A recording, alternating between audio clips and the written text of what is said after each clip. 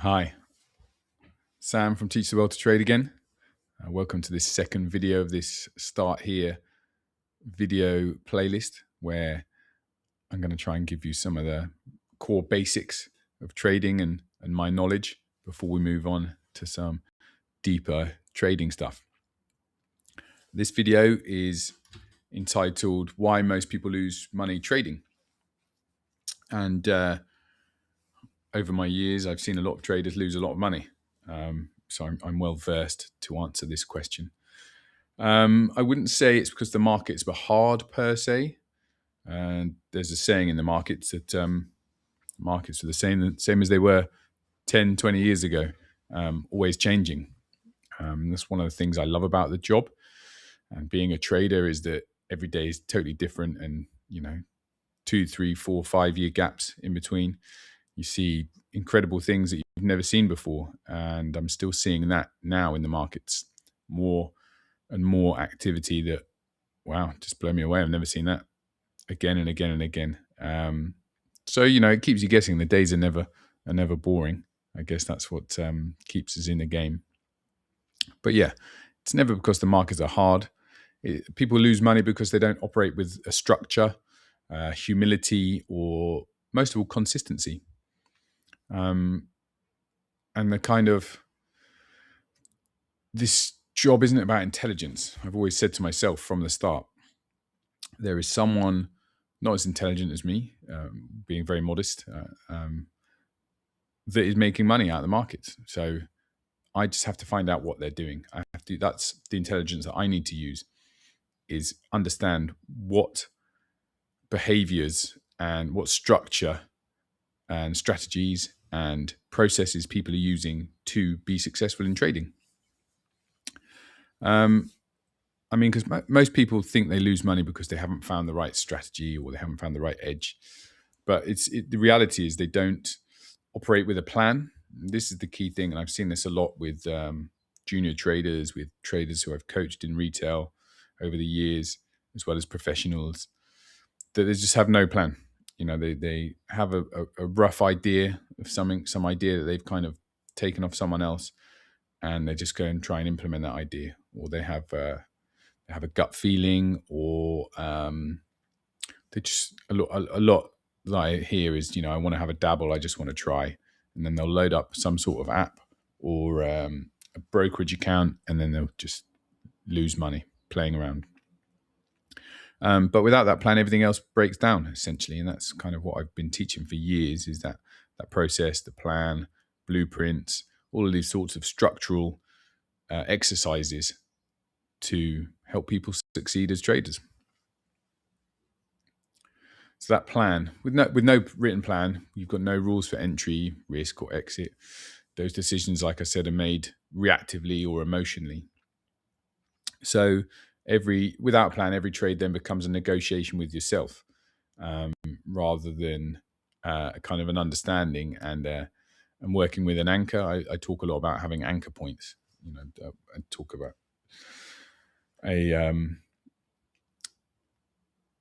I talk about the markets as a storm, and we've got to conduct ourselves. We've got to sail in that storm, and we're in a ship, and sometimes we've got to try and get in the eye of the storm. We've got to have our weigh our anchor, and sometimes take our sails down. There's lots of analogies that I use for various things, and that's one of them. So you don't want to be just stuck in your boat shouting at the storm to stop. Essentially, you want to know what you're doing. You want to have control of your sails. You want to have control of your anchor, and you want to have direction. You have a map, and you know where you're trying to get to, right? Because without that plan, you're negotiating with yourself, and you're shouting at the storm, and then that brings in the fear, and it brings the inconsistency, and it brings overtrading and hesitation, and all these kind of negative attributes and characteristics that I see from traders that essentially end up losing money. I say this many times. I've said this so many times to junior traders that ask me this question: why do traders not succeed or lose money? And a big one is they don't listen. They ignore feedback from me, their manager and mentor and trainer, boss, who's got all this experience and teaching them how to trade. those around them as well. Ignoring that feedback from the market. The market's the biggest teacher of them all. And as long as you respect the market and learn from your mistakes within the market, it will teach you. So ignoring that, not listening to that, very important. Ignoring those patterns of your own behavior and yourself. Not being able to look inwards is a big kind of red flag for those who end up failing in trading or losing money. And then those that are looking for confirmation rather than more information.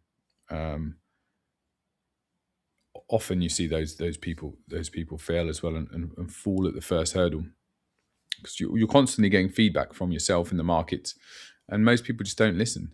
Those around you, commentators in the market, listening.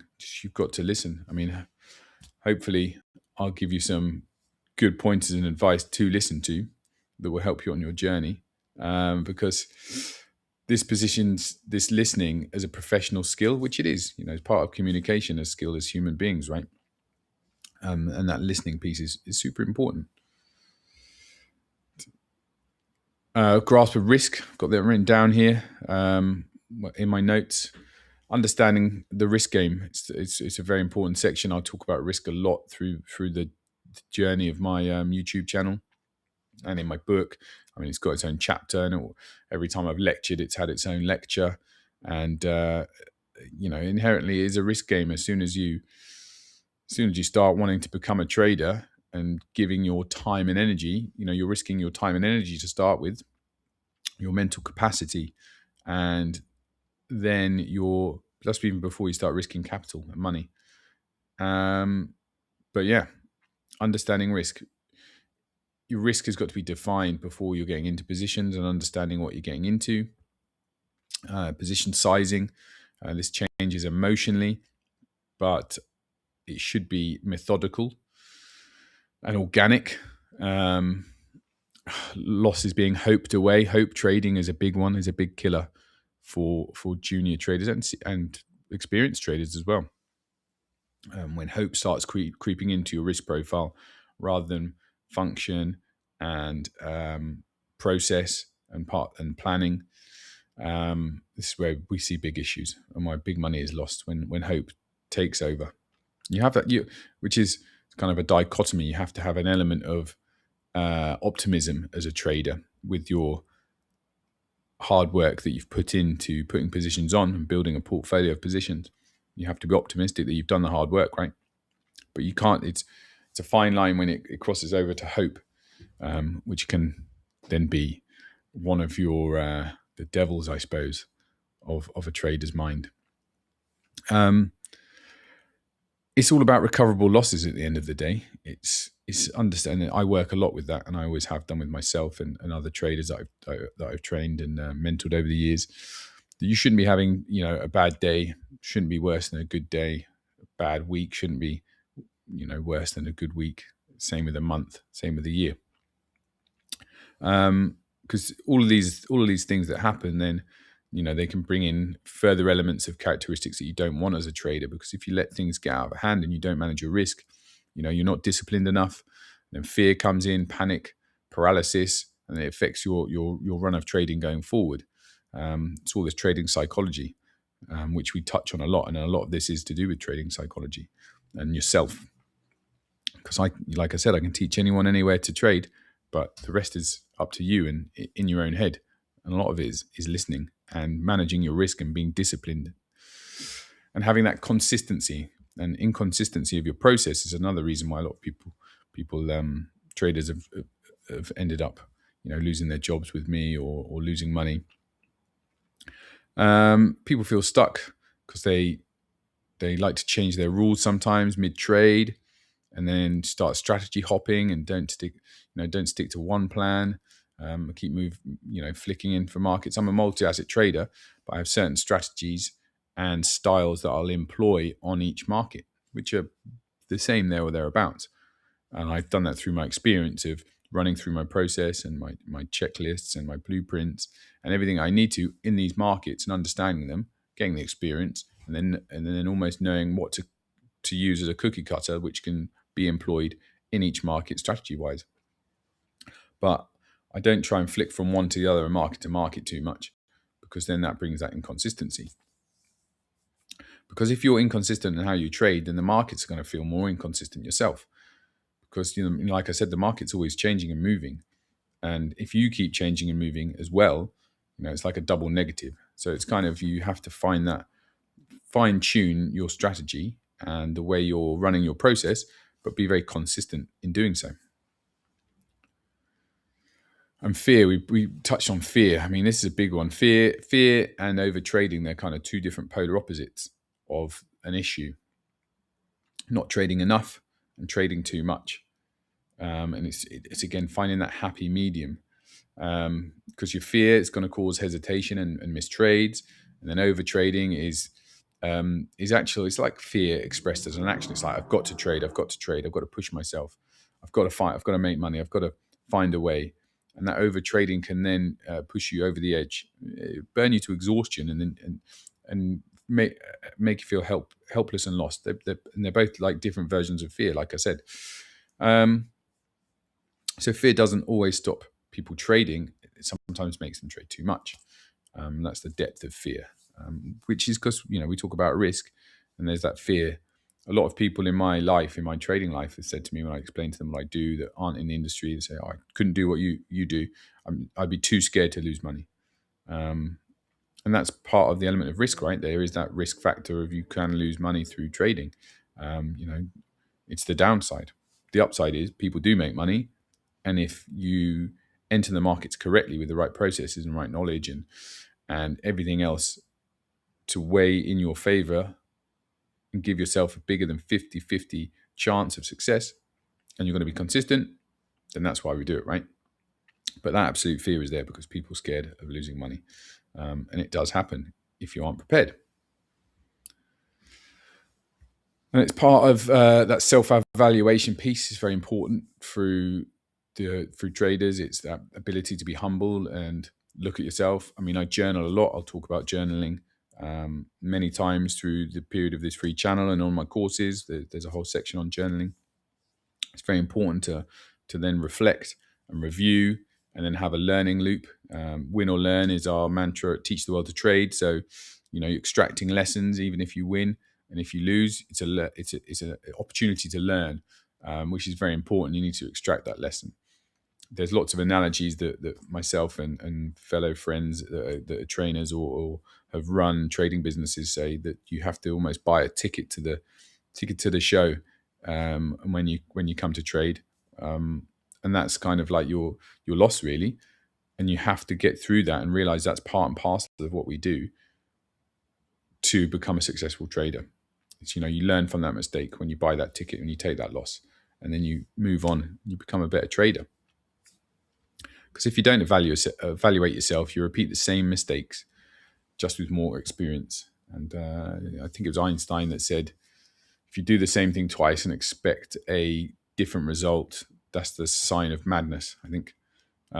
Which is very much the same in trading. If you're doing the same thing again and again, and you're losing money, you're not looking back, you're not evaluating, you're not learning, you won't be able to move on. Which ties into humility, which is a key cornerstone of a trading personality, really. Again, it's one of those paradoxical things, because you have to be humility, but then traders are very often shown as very brash, very egotistic. But all my most successful traders that I've trained and curated over the years, and myself, have that element of humility. They know that when they're successful, that could change at any time, and they're grateful for the opportunity every day to be able to trade. It's very hard to admit you're wrong when you do all that hard work into your trades and put them on, and that's why it's very difficult to get out of them. And it's understanding when to get out of them, and this is key. When we talk about managing trades and executing trades, that's the differentiator of a successful trader and a not successful trader, is understanding that, knowing when they're wrong, and managing their trades effectively. Try not to get married to positions, we call it, where you have a position on and you're staring at it all day, every day until it comes in, even though it's going offside and it's getting worse. It's understanding that when are you wrong, and understanding that and having that as part of your plan, so you don't get married to a position.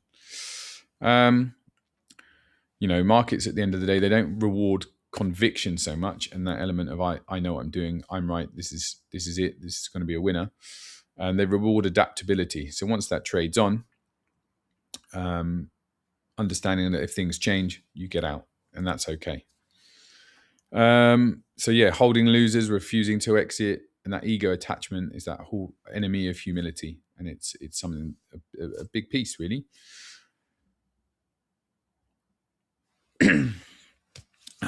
What else do we have? Poor trade management. Like I said, getting married to trades and letting those losers run too much. But then the flip side to that is if you're snatching at profits. So this is the psychology of, you're winning, you've done all your work, you put a trade on, the trade goes on side and it's making money. It's not at your profit target yet, but you just go, do you know what, I'll take the money.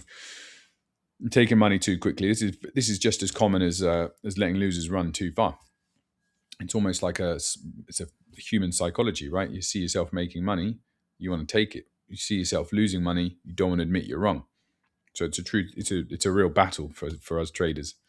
Most people are very disciplined with profits and emotional with losses due to that. But it actually needs to be the other way around. You almost need to have that plan for your upside as much as your downside, and then stick to the plan unless things change. And that's when you start readjusting your exits. And that's when you start readjusting your stops. Okay, so these are learned behaviors. So they're not personal flaws. A lot of this I coach. I coach people through these sorts of issues as well as myself. And having none of this means you can't trade. It just means you haven't been taught how professionals operate, which is what I'm here to help you do. So that's kind of a short video about how traders lose money and how traders don't succeed and some of the reasons for it. What's going to come next is we're going to look at what we've mentioned, the trading process a lot, the professional trading process. We're going to have a little look what that looks like from a top level, from a simple level, and how it removes a lot of these problems before they even show up. So I'm explaining mistakes in a way that gives people control and not shame, because a lot of people feel shamed, if they make these mistakes in trading and if money's on the line. I fully recommend you use a simulator before you use real capital. Let that sit, okay? I'm explaining those mistakes in a way that's hopefully going to give you some control if you feel these things happening when you're going on your trading journey, not shame. Okay? So good luck again, stay lucky, and I'll see you on the other video. Bye-bye.